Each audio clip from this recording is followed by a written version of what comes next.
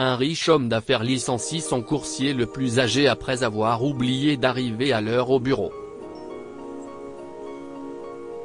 Le patron strict est loin de se douter qu'il regrettera sa décision lorsqu'il apprendra la raison du retard de son employé. Dès son plus jeune âge, David n'a jamais eu à se soucier de ses finances. En grandissant, il a vu son père travailler dur pour créer leur entreprise familiale, et gagner de l'argent était le dernier des soucis du jeune homme. Comme il était enfant unique, David a dû reprendre l'entreprise après le décès prématuré de son père. Il a passé des mois à se familiariser avec le fonctionnement de l'entreprise, et bientôt, il connaissait chaque employé par son nom. Le directeur commercial de David lui a présenté le plus ancien employé, Peter, un coursier de 65 ans, qui faisait partie de l'entreprise depuis le premier jour.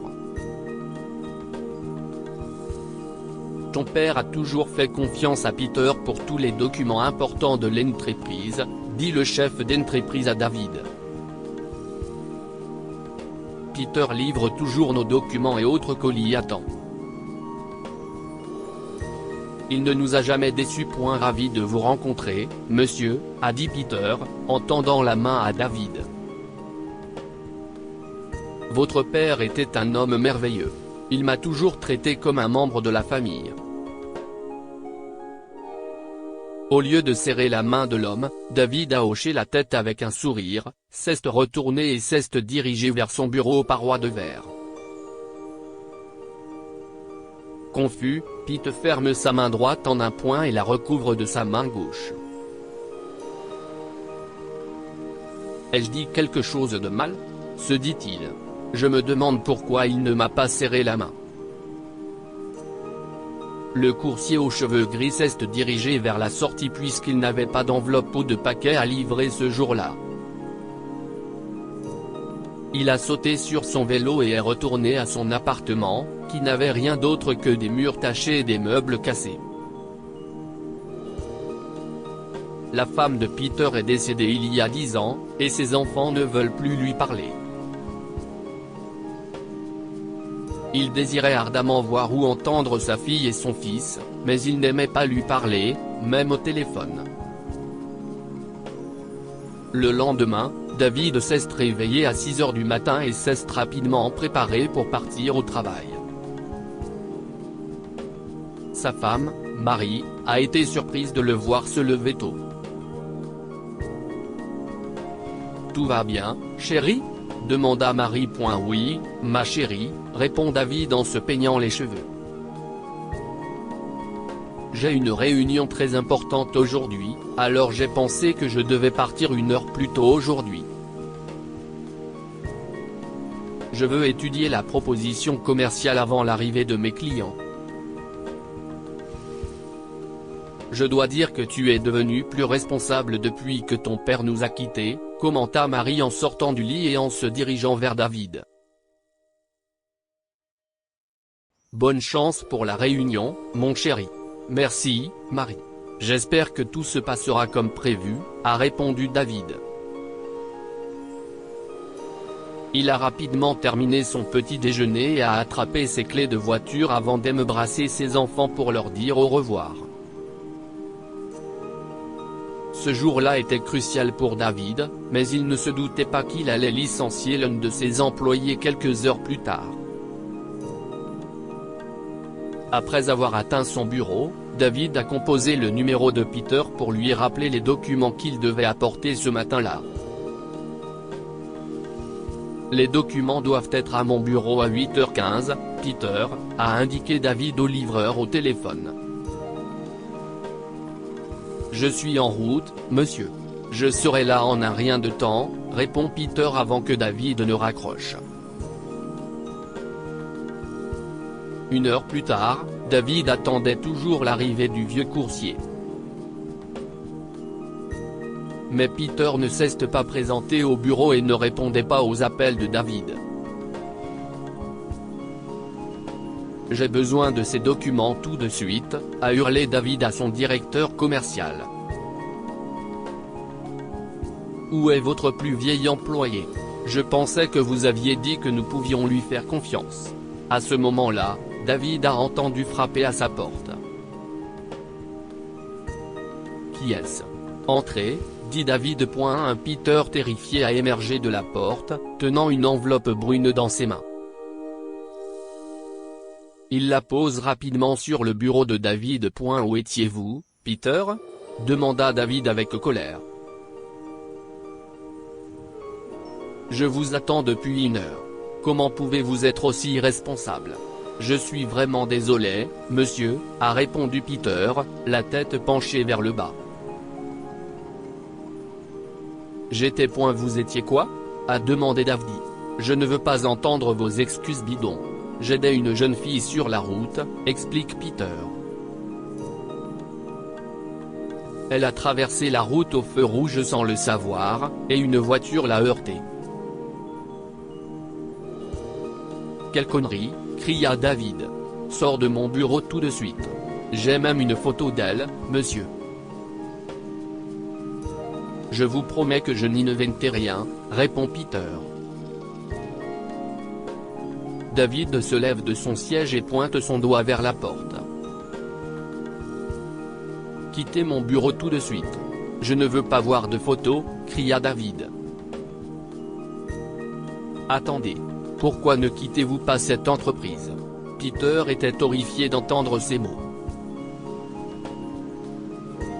Il ne voulait pas perdre son emploi. Vous êtes viré, vieil homme, a dit David. Maintenant, partez. Peter a remis son téléphone dans sa poche et s'est retourné pour quitter la pièce. Il n'arrivait pas à croire qu'il avait été licencié après avoir travaillé dans la même entreprise pendant plus de 2 décennies. L'homme âgé voulait expliquer à David ce qui s'était passé plus tôt dans la journée. Il n'a pas pu arriver au bureau à temps parce qu'il s'est arrêté en chemin pour aider une écolière blessée, qui lui rappelait sa propre fille. Au lieu de s'éloigner du lieu de l'accident, Peter a composé le 911 et a attendu l'arrivée de l'ambulance avant de pouvoir partir. Il a même pris une photo de la jeune fille pour la montrer à David comme preuve. Alors que Peter quitte l'immeuble du bureau, le téléphone de David a sonné. « Salut, Marie », répondit David. David. David, s'écria Marie. « Tu peux venir à l'hôpital tout de suite? Pourquoi pleures-tu, ma chérie? Que s'est-il passé ?» demanda David inquiet. « Oh, chérie. Laura a eu un accident sur le chemin de l'école, » a répondu Marie. David raccrocha et demanda à son directeur d'annuler sa réunion. Il se précipita pour rejoindre sa femme et sa fille de 12 ans à l'hôpital, où il apprend qu'un homme gentil, témoin de l'accident, a appelé une ambulance et est resté aux côtés de Laura jusqu'à l'arrivée des premiers secours. Laura a dit à son père qu'elle avait eu un accident sur le chemin de l'école. Comme David a quitté la maison tôt ce jour-là, il n'a pas pu la déposer à l'école. Marie a demandé à Laura de marcher jusqu'à l'école, en espérant qu'elle arriverait sans encombre puisque l'école n'était pas loin de chez eux. À ce moment-là, David s'est souvenu de ce que Peter lui avait dit plus tôt, « J'aidais une jeune fille sur la route ». Il s'est rendu compte que Peter était peut-être le gentilhomme qui avait aidé Laura. Plein de regrets, David a convoqué Peter à son bureau le lendemain. Lorsque David a entendu frapper à sa porte le lendemain, il a su qui se tenait derrière la porte. « Entrez, Peter, s'il vous plaît, » dit-il en s'asseyant sur son bureau. « Bonjour, Mr. Finnegan, » a dit Peter, « j'ai reçu un appel hier me disant que vous vouliez me voir. » « Oui, Peter. S'il vous plaît montrez-moi la photo de la fille que vous avez aidée hier, » a répondu David.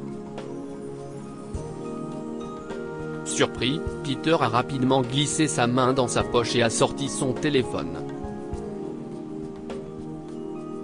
Qui est-il la jeune fille? Peter a tendu son téléphone à son patron. Savez-vous qui elle est? Demanda David d'une voix tremblante, la photo confirmant ce qu'il pensait. Non, monsieur. Les larmes ont commencé à couler sur les joues de David, et Peter ne comprenait pas pourquoi son patron pleurait soudainement. Voici Laura, ma fille, dit David, vous avez aidé ma fille, Peter. Vous êtes venu à son secours. David a présenté ses excuses à Peter pour l'avoir licencié et l'a remercié d'être venu au secours de sa fille. L'homme d'affaires a également récompensé Peter avec quelque chose d'inattendu. Le directeur m'a parlé de votre défunte femme et de vos enfants et m'a dit que vous aviez du mal à trouver un meilleur endroit pour vivre, a dit David. Vous n'avez plus à vous inquiéter, Peter. David lui a tendu un dossier intitulé Document de transfert de propriété. Si est votre récompense, Peter, a dit David. J'ai transféré mon manoir à votre nom pour avoir sauvé ma petite fille. Je ne sais pas ce qui se serait passé si vous ne vous étiez pas arrêté pour l'aider hier. Mais je ne peux pas accepter ça, monsieur Finnegan, répondit Peter, ce manoir, si est trop. J'ai passé toute ma vie dans un appartement avec une seule chambre à coucher. Prenez-le, Peter. Vous le méritez, a dit David en tapotant l'épaule de Peter. Merci, monsieur. Des larmes ont coulé des yeux de Peter pendant qu'il parlait. Vous êtes trop généreux. Après que Laura est rentrée de l'hôpital, David lui a appris à traverser la route. Il lui a montré des vidéos sur YouTube et lui a même acheté un livre sur les règles de circulation. Que pouvons-nous apprendre de cette histoire?